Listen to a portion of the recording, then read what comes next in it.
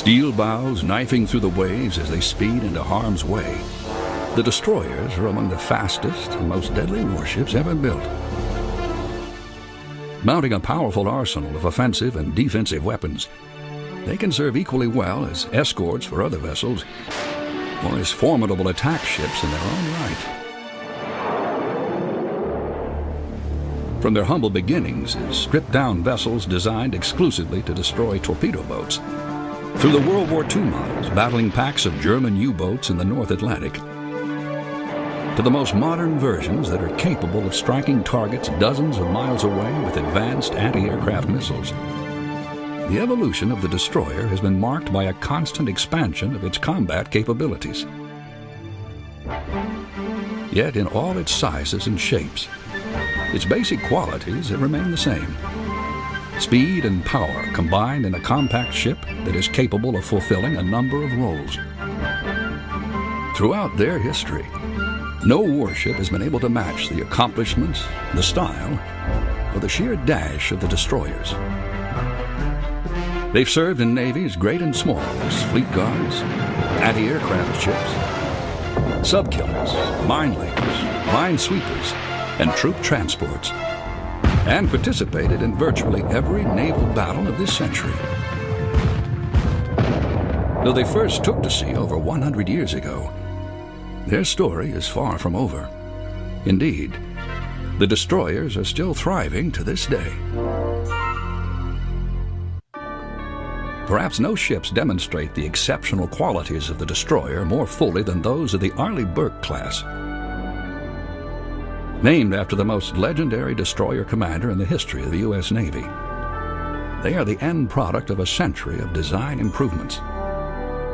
First built in the mid-1980s, these remarkable vessels weigh 8,400 tons, are 466 feet long, and are equipped with a dazzling array of guns, missiles, and sensors.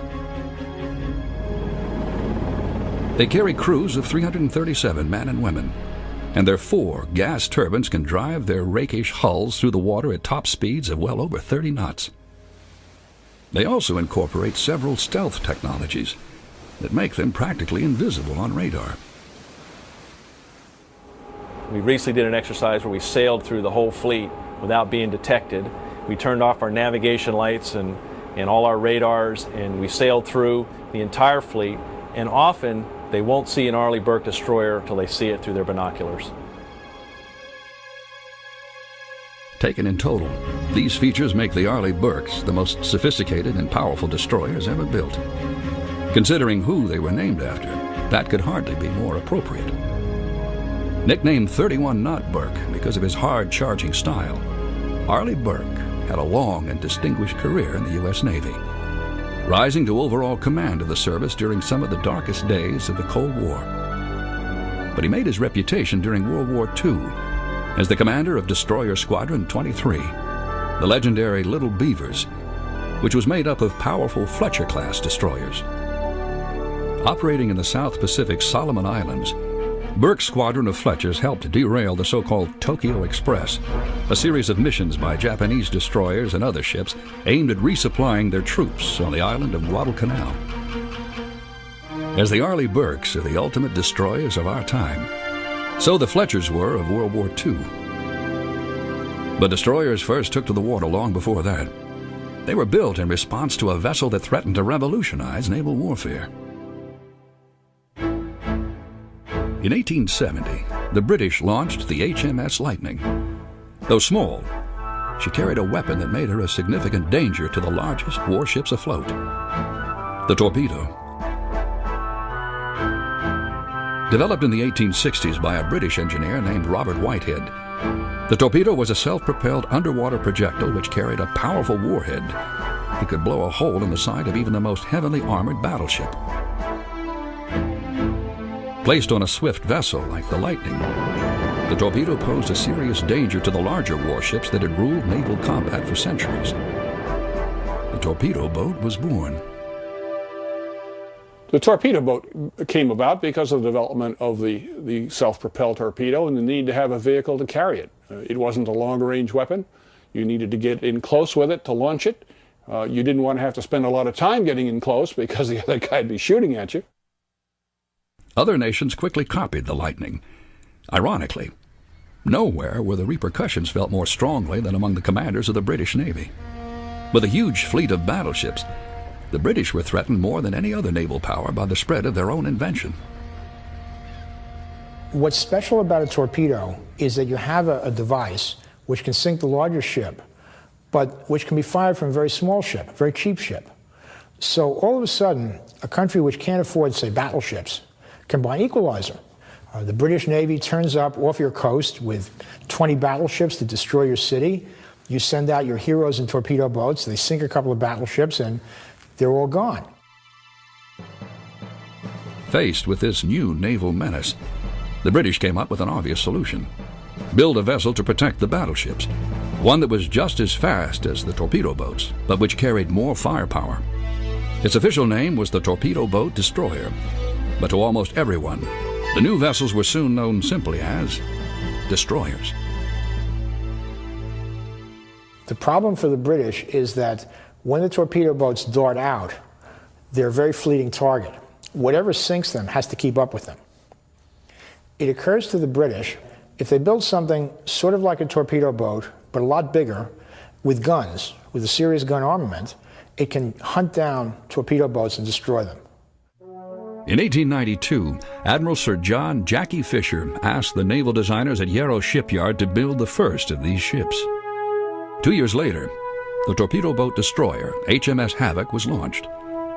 Displacing only 275 tons, the Havoc was powered by locomotive boilers that could propel her through the water at 26 knots. She carried 4 guns and 3 torpedo tubes of her own, making her effectively a larger and more heavily armed torpedo boat. However, the destroyer was more than just a weapons platform. It was a ship, but a small ship, and one that was tough on its crews. Life aboard a Victorian age destroyer was miserable. They were small, they were narrow, they could be fast, they were low to the water, which meant with any kind of a sea running, they were very wet. They rocked, they rolled, they yawed, so you were in constant motion in 3 dimensions. The Royal Navy came up with the idea of hard-lying money, an extra pay allowance for difficult conditions, to get officers to volunteer for destroyer duty.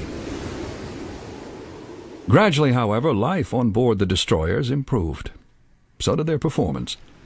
But they were still inefficient and relatively slow compared to the speedy torpedo boats. Then, in 1897, at Queen Victoria's Diamond Jubilee Fleet Review, a new type of ship appeared, the yacht Turbina. Propelled by the recently developed Parsons steam turbine, she sped up and down the lines of warships faster than any destroyer. Quickly seeing the potential of the new engine, the Royal Navy began building turbine-driven destroyers. The main point about a turbine is that it spins very evenly. The previous engine was a piston engine. You make a piston engine go faster and faster, it vibrates harder and harder. First of all, if you have a small, lightweight hull, that means it'll rip it up much faster. If it's a heavier hull, then the machine will fall apart faster. So the main point about a turbine was that it was smooth. You would kill the vibration. With its speed and other capabilities increasing, the destroyer, originally considered a strictly defensive weapon to protect the battleships of the main battle fleet while they were in port or sheltered coastal waters, was gaining the capabilities to make it a potential offensive threat. Within a few years, Admiral Jackie Fisher would once again take an interest in the development of these swift, waterborne warriors. The results would have far-reaching effects on the future of the destroyers.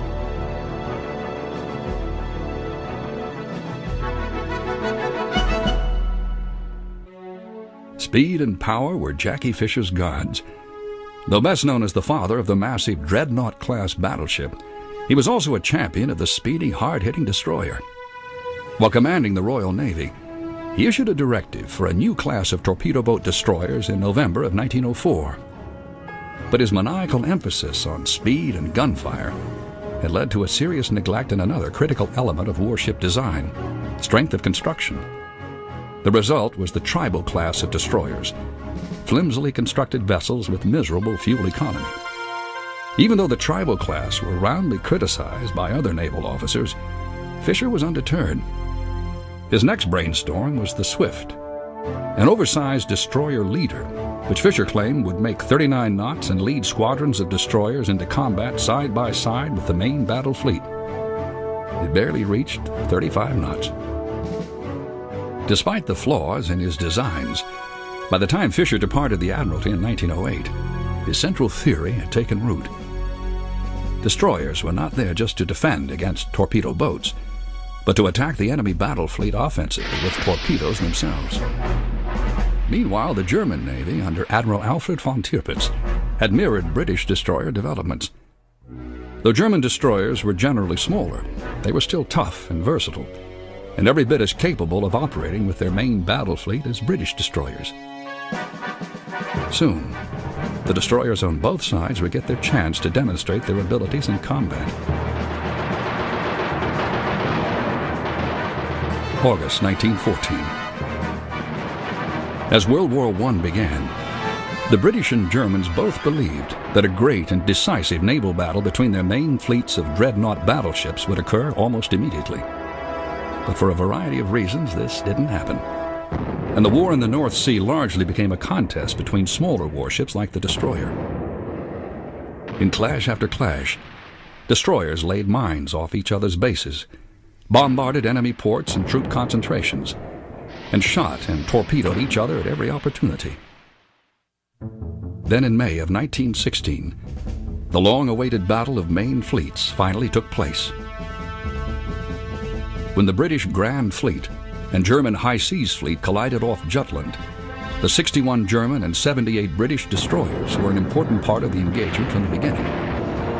At first, they fought each other in a vain attempt to bring their deadly torpedoes within range of the other side's dreadnoughts. After withdrawing to regroup, the British destroyers charged in ahead of their dreadnoughts to face the entire German fleet alone, running into murderous fire. Several of them were left sinking, and HMS Turbulent was literally blown out of the water. But the rest of the British destroyers pressed home their torpedo attacks and succeeded in sinking 2 German light cruisers and the German battleship Pommern. Later in the battle, with his fleet badly battered by the British dreadnoughts, the German commander, Admiral Reinhard Scheer, made a desperate attempt to save his ships by ordering them to execute a complex turning maneuver. To cover their escape, he sent nearly 50 of his destroyers in to launch a torpedo attack on the British fleet. The little German ships charged through the gathering dusk, water surging over their bows as they steered toward the enemy's ships. Ahead lay the over 24 dreadnoughts of the British Grand Fleet, the largest concentration of battleships in history, and they were unleashing a furious barrage on their German attackers. As each German destroyer came within the 7,500-yard range of its torpedoes, it wheeled and fired, then sped for safety. Many of them were sunk, but fearing their lethal torpedoes, the British dreadnoughts turned away, allowing the rest of the German fleet to evade destruction. Destroyers had proven that they could play an important role in a major battle.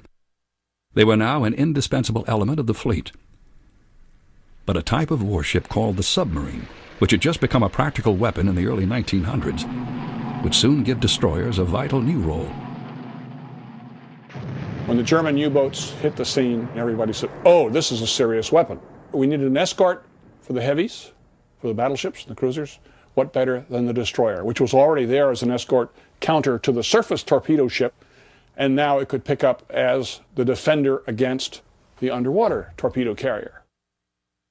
On December 4th, 1916, HMS Llewellyn became the first destroyer to sink a submarine with depth charges, an ingenious underwater weapon that had only recently been added to the destroyer's growing arsenal. Depth charges were developed in World War I, and they were called ash cans for very obvious reasons. They looked like, essentially, metal drums. And so somebody said, well, why don't we take an explosive, put it in a container, put a hydrostatic fuse on it, that is one that's operated by pressure, and roll it off the stern. It was extremely difficult to hit a submerged submarine this way. But the destroyer men used a variety of creative techniques to increase their chances of success.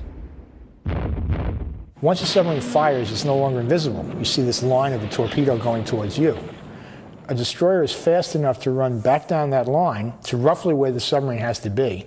You can then pepper that area with depth charges, hoping that one will be close enough to kill the sub. And in fact, amazingly enough, that works a lot of the time. Though less glamorous than fleet duty, protecting vital convoys of troops and supplies from the undersea menace of the submarine was every bit as important. With their speed and maneuverability, destroyers soon became the mainstays of this effort. But British destroyers were stretched to the limit by fleet work, and every one taken for convoy escort duty would leave a hole in the battle line. Then, America entered the war. On April 14, 1917, 6 U.S. Navy destroyers left American waters for Europe to help guard the convoys. Eventually, 273 U.S. destroyers would see service. Mainly the famous Four Pipers, so named because of their distinctive quartet of smokestacks. These destroyers were among the hundreds that were mass-produced by both sides during the war. Sliding into the water like Model Ts off an assembly line, the American Four Pipers were instrumental in breaking the strangling German submarine blockade of England and bringing an end to World War I. During the war, destroyers had evolved from being small, specialized warships into vessels capable of fulfilling a variety of roles. Now the subtle pressures of peace and another global war would bring further changes in destroyer design and tactics.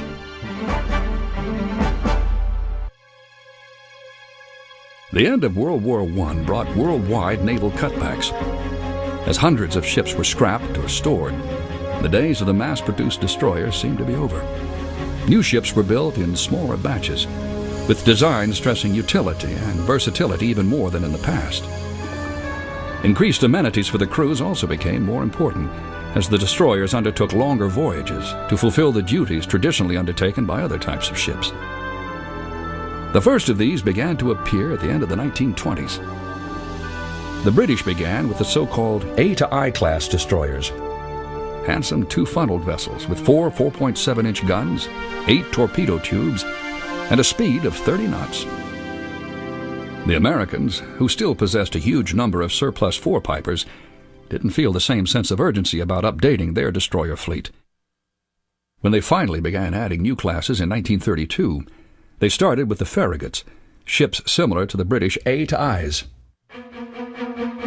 Yet even before these new ships took to the water, the Japanese had made a tremendous advance in destroyer design when they produced the magnificent Fubuki class. First built in the late 1920s, the Fubukis were 390 feet long, displaced 1,750 tons, and had a top speed approaching 38 knots. 3 twin 5-inch guns and completely enclosed mounts could also be elevated high enough to fight off attacking aircraft. But the Japanese ace in the hole, and a carefully guarded secret, was their deadly new torpedo. The Japanese had thought very carefully about equalizers. Sometime in the 1930s, the Japanese realized they could never match the United States Navy. They estimated that by 1941-42, we would have such superiority that they couldn't match us in numbers. So they decided to do something qualitative. They developed, among other things, an equalizer in the form of a very large torpedo called Long Lance.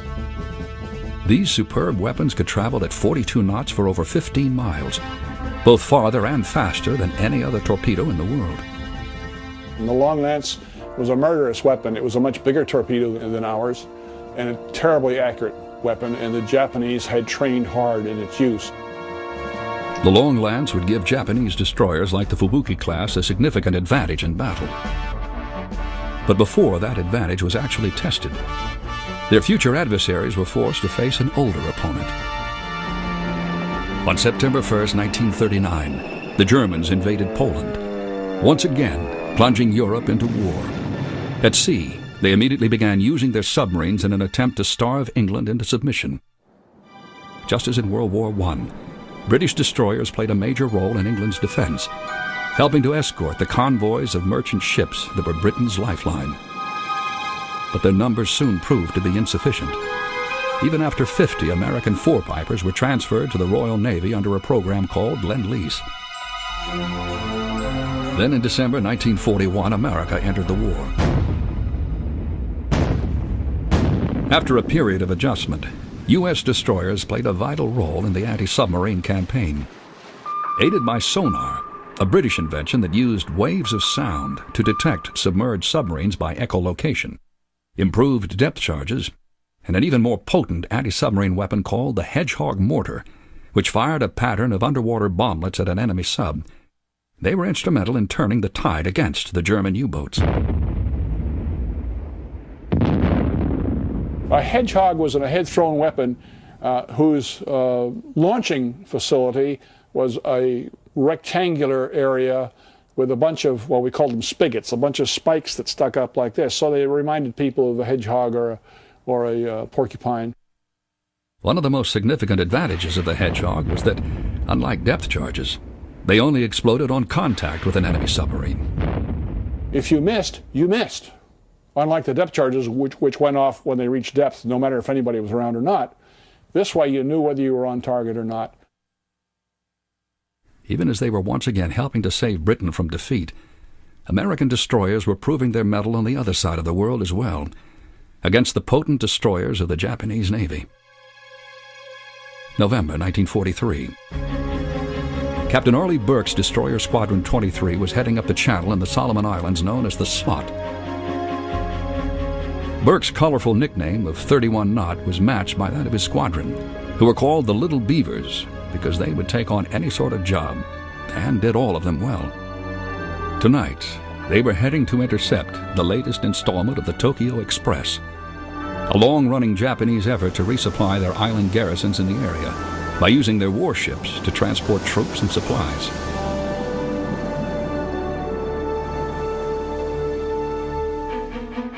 Tipped off by intercepted Japanese radio messages, Burke knew that the latest mission would be carried out by Japanese destroyers. Despite their fierce reputation, Burke was confident of success, a confidence that was bolstered by the quality of his ships. All five were of the Fletcher class, perhaps the finest all-around destroyers of World War II. Why we developed the Fletcher-class destroyer is because we saw the potential of war in the Pacific, and we wanted destroyers with longer legs, that is, greater range than we were building. Pre-World War II classes like the Benson and the Liverwars were adequate destroyers as destroyers in the main went in those days. But they wouldn't operate successfully in the Pacific because the Pacific was 7,000 miles across. With a length of 376 feet and a displacement of 2,150 tons, the Fletchers carried 5 5-inch guns in enclosed mounts, 10 torpedo tubes in 2 rotating mounts, an anti-aircraft battery of 40 and 20-millimeter guns, and depth charges. With a top speed of 38 knots, they were an extremely formidable fighting package. The Fletchers were really quite competitive. The Japanese had an edge to start with because, of course, they'd initiated the war, and the Fletchers were just in the building phase when the war began. So we were 6 months into the war before the Fletchers got active, and we had a little bit of a learning curve. But when you stack them up equipment-wise, speed-wise, things like that, they were very competitive. Facing Burke's squadron was a mixed bag of Japanese destroyers, 2 of which belonged to the legendary Fubuki class. The Japanese commander was depending on the superior Japanese night binoculars and his deadly long-lance torpedoes to help achieve victory if the Americans arrived. But American destroyers now carried an advance the Japanese lacked: radar. By enabling U.S. ships to detect enemy vessels at extremely long distances, radar gave the Americans a significant advantage in battle, particularly at night. U.S. naval commanders had also become highly skilled at processing the information they gathered with their radar. The U.S. Navy had learned much more about radar. In particular, what we learned was that it wasn't enough just to have a snapshot of what was happening around you. What you had to have was a continuing picture provided by radar, so that successive detections had to be connected together. You did that in a place called the Combat Information Center, CIC. And you find that early in '43, all of the destroyers in the Solomons are fitted with CICs. Once they have CICs, the situation changes very rapidly. That makes it possible for a destroyer commander to watch the progress of an action at night. The Japanese ships had already delivered their supplies and were returning to base when Burke's destroyers picked them up on radar. Burke quickly decided to launch a torpedo attack before the enemy realized they'd been spotted. At just before 2 a.m., the American ships launched 15 torpedoes at the still unsuspecting enemy. Moments later, 2 Japanese destroyers were hit, sending them both to the bottom. When he launched his torpedo attacks, he withheld his gunfire. So there was no clue. There was no announcement, no bang and flash out there at the same time the torpedoes were launched. So the Japanese didn't know they were coming. And since the Japanese had no radar, they didn't know the American ships were laying there. The commander of the remaining Japanese ships decided to make a run for it. Burke pursued. But he knew that the surviving enemy vessels and their long lance torpedoes were still dangerous. Suddenly, he ordered a high-speed turn to the right. As he did, 3 torpedoes from one of the Fubuki-class destroyers narrowly missed the stern of his ship. Burke's reasoned hunch had saved his vessel. He then continued the pursuit, destroying one of the Fubukis with gunfire before deciding to withdraw. By sinking 3 of 5 enemy ships while losing none of his own, Burke had won a smashing victory at the Battle of Cape St. George, a victory that decisively demonstrated the superiority of his leadership and his destroyers. American commanders like Arleigh Burke and improved ships like the Fletchers were helping to turn the tide in the Pacific. But the Japanese were not finished yet. They would soon devise another deadly threat that would give American destroyers perhaps their severest test: the kamikaze. But first, destroyers would play a vital role in one of the most epical battles of World War II, the invasion of Europe called D-Day.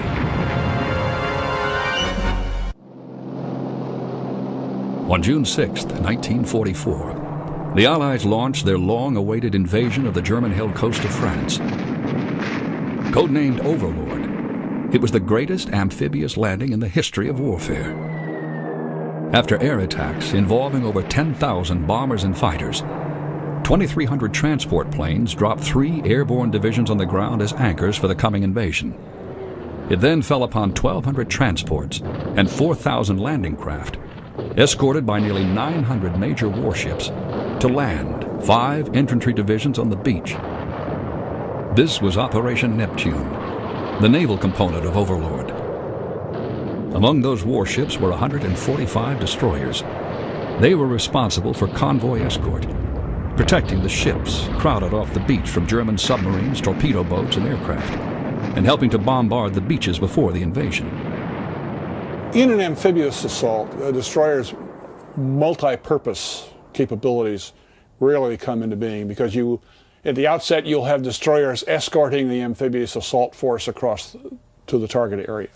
Once they get to the target area, you'll have destroyers that will set up an anti-submarine barrier outside the objective area so that the amphibious ships can operate relatively immune from that problem. As the Pacific was putting heavy demands on the Fletchers and their newer sisters, many of the American destroyers at Normandy were of the older Benson and Livermore classes, maneuverable fleet boats that were just coming into service at the beginning of the war. One of the most important jobs of destroyers like these was direct gunfire support for the invading troops. While battleships and cruisers hit the beaches with heavy fire from far offshore, the smaller destroyers were designated to get in closer and respond directly to the needs of the men on the ground. After the troops are ashore, you'll actually have a destroyer assigned to each Marine battalion. And they have a communications link, and the Marines can say, I want a shot here. And I do mean here, not in this area, but right here. And the accuracy of the naval guns were such that they could put them right there, not necessarily on the first shot, but certainly within 3 or 4, and destroy the target, whether it was stationary or moving. But getting in close enough to put 5-inch shells on German bunkers meant putting your ship at risk from mines and enemy gunfire. On June 8th, that risk became painfully obvious when the destroyers Meredith and Glennon hit mines and sank. The destroyer escort Rich, coming to the Glennon's aid, hit 2 more mines and broke in half. A total of 149 sailors were lost. Despite these sinkings, Allied destroyers did a valiant job throughout the landings, helping to turn them into a resounding success. Then in August, the Germans turned to a desperate new strategy. On the night of August 2nd, 58 midget submarines armed with a single torpedo each set out to attack the ships crowded off the Normandy beachhead. They sank one British destroyer, a trawler, and a landing craft. 41 midget subs were destroyed along with most of their crews. For the Germans manning these weapons, it was a costly, almost suicidal effort. One that would soon be mirrored half a world away.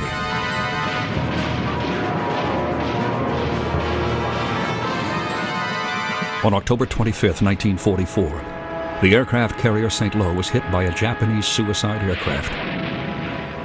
35 minutes later, racked by explosions, she sank. A new and horrible weapon had come to the Pacific: the kamikazes. Even now, if you read accounts of attack by kamikazes, the idea that the attacker wants to die is terrifying. Japanese power had been collapsing for 2 years, but there was no shortage of Japanese courage. A special corps of pilots, many with only rudimentary training, was formed with the purpose of turning aircraft into one-way bombs. These so-called brave eagles of Japan would crash their planes into American ships, destroying them and turning back the anticipated invasion of Japan. American commanders responded by surrounding their fleets with pickets, groups of radar-equipped destroyers whose job was to detect the kamikazes at the longest distances possible, then guide U.S. fighters in to intercept.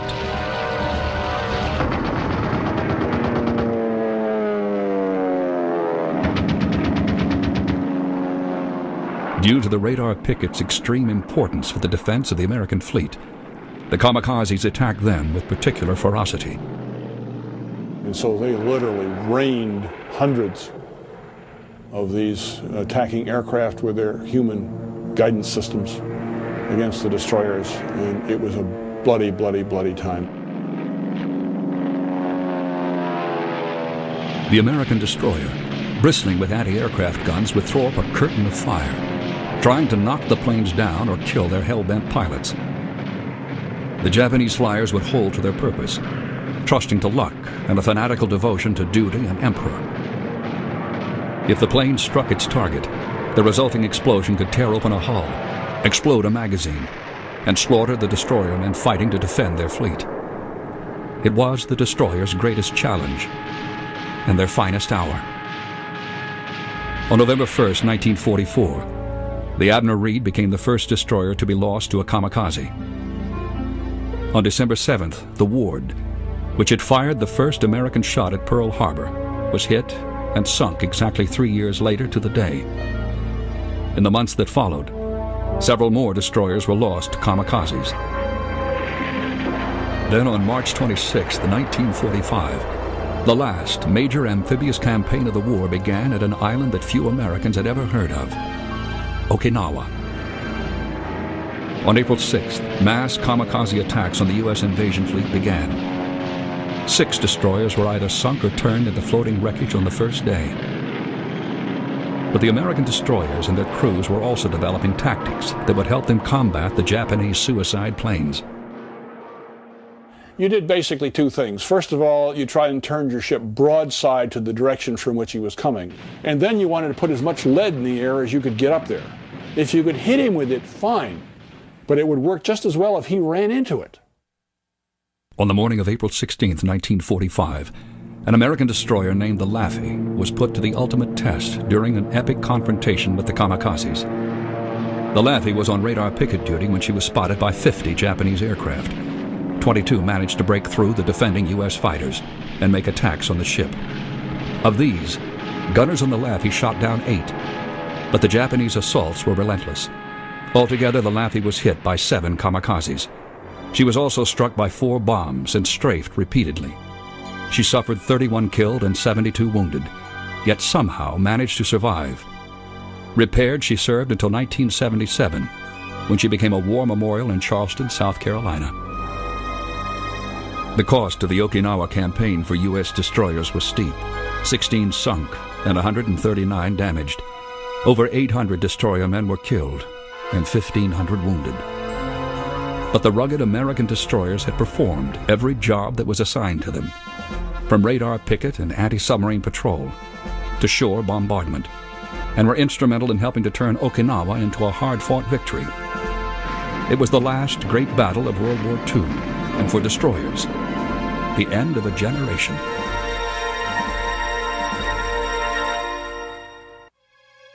Just as at the end of World War I, the close of World War II brought new challenges for the destroyer. The losing navies were gone, and the winners had far too many ships. Destroyers were put in storage, scrapped, or in the case of many American ships, sold to dozens of smaller navies around the world. But a new adversary, the Soviet Union, was coming on the scene, and the roles of destroyers would have to adapt once again to meet the new threat. During the years of mostly uneasy peace called the Cold War, the seas became more dangerous than ever before. Jet aircraft, flying from land bases and carriers, replaced the less capable propeller-driven planes. Shipborne radar was improved and augmented by satellites and systems carried by aircraft. The anti-ship missile replaced the torpedo. And diesel-powered submarines gave way to faster, deeper-diving nuclear models, intent on owning the seas from below. The big difference is that in the 1950s, the submarines got nuclear power. And with the coming of nuclear power, they got a virtually unlimited power source. The hull shapes changed, the power went up, their speeds went up enormously. There are submarines today that do more than 40 knots. Despite the growing challenges, when the Cold War grew hot, American destroyers answered the call, serving with distinction in Korea and Vietnam by performing every role from escort duty to shore bombardment. Meanwhile, destroyers were growing larger and more capable, as designers all over the world added new weapons and electronics. Between 1959 and 1964, 131 World War II destroyers were rebuilt to carry remotely controlled drone anti-submarine helicopters, or DASH units, that carried anti-submarine torpedoes. They were a failure, but the idea of combining anti-submarine helicopters with destroyers was firmly established. The Combat Information Center on the destroyer will integrate all its information on where the submarine is and what it's doing, and will send its helicopter out to drop the torpedo virtually right above where the submarine is. The anti-ship missile was also pioneered for use on destroyers, first by the Swedes and then by the Russians. By the 1970s, destroyer designers had incorporated most of these innovations into their latest ships. In the U.S. Navy, the result was the formidable Spruance class. At a displacement of 7,800 tons, these destroyers were bigger than many World War II cruisers. Yet powered by 4 modern gas turbines, they could still reach speeds of well over 30 knots, making them nearly as fast as the much smaller Fletchers and Fubukis. Amazingly, these capabilities were actually increased in the Arleigh Burke class. These remarkable vessels were originally planned as a complement to the Ticonderoga class cruisers, as an escort ship for the massive nuclear-powered aircraft carriers that are the core of the U.S. Navy's surface fleet. In this role, the Arleigh Burke's primary missions are to protect the carrier from attack by aircraft, cruise missiles, and submarines. The traditional role of the destroyer has always been to be bold and aggressive, to carry the fight to the enemy, to chase submarines and provide fast escort for carrier task forces or amphibious forces. One of the main features that allows the Arleigh Burkes to fulfill the air defense portion of this assignment is their sophisticated Aegis radar system. The Aegis's most visible characteristics is a series of fixed hexagonal antennas that are mounted on the ship's superstructure.